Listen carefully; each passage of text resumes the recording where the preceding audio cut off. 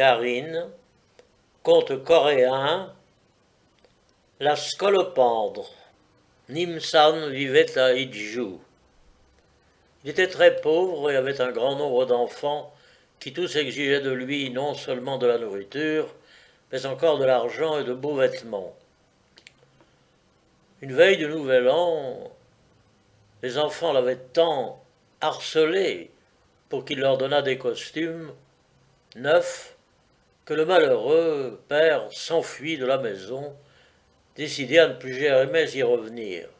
Il avait tout bonnement résolu de se suicider, et comme l'hiver était très rigoureux, il s'en alla dans les montagnes pour y mourir de froid.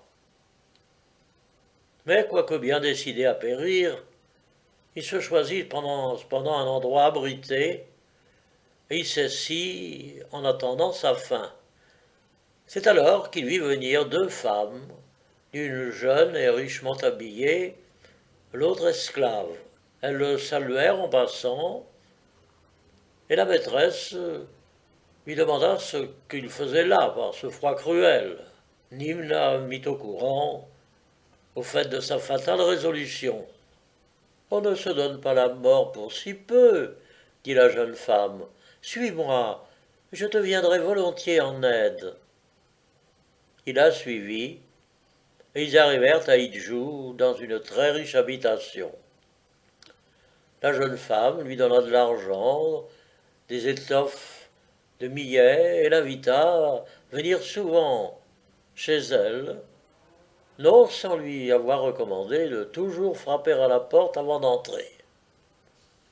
Nîmes, tout heureux, apporta à ses enfants les vêtements neufs, l'argent et le grain. Le nouvel an leur parut aussi joyeux qu'il n'est pour ceux qui n'ont en abondance du millet, de l'argent et de beaux habits. Nîmes alla revoir la jeune femme, et bientôt ils s'aimèrent et résolurent de se marier. Un soir, comme Nîmes sortait de chez lui pour aller chez sa fiancée, un fantôme immense se dressa devant lui dans l'obscurité. « Je suis ton ancêtre, dit le spectre. Je suis venu pour te prévenir. Celle que tu aimes n'est pas une femme, mais une bête immonde.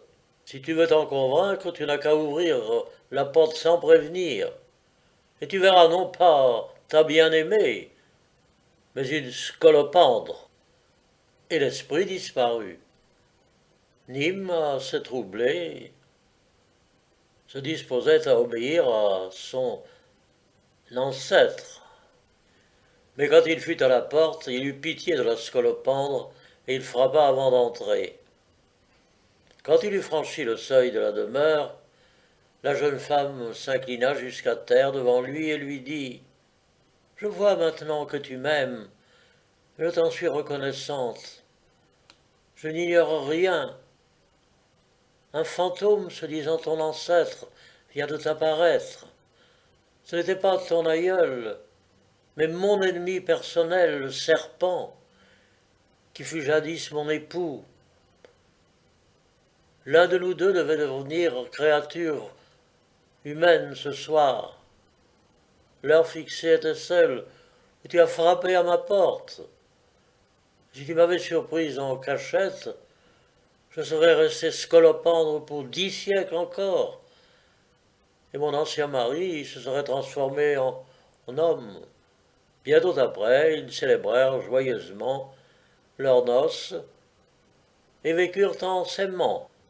L'ancienne scolopendre apporta beaucoup de bonheur à la race de Nîmes, et quoique plus de 1000 ans soient déjà passés depuis lors, la famille de Nimsan est maintenant encore la plus riche de l'Hijou.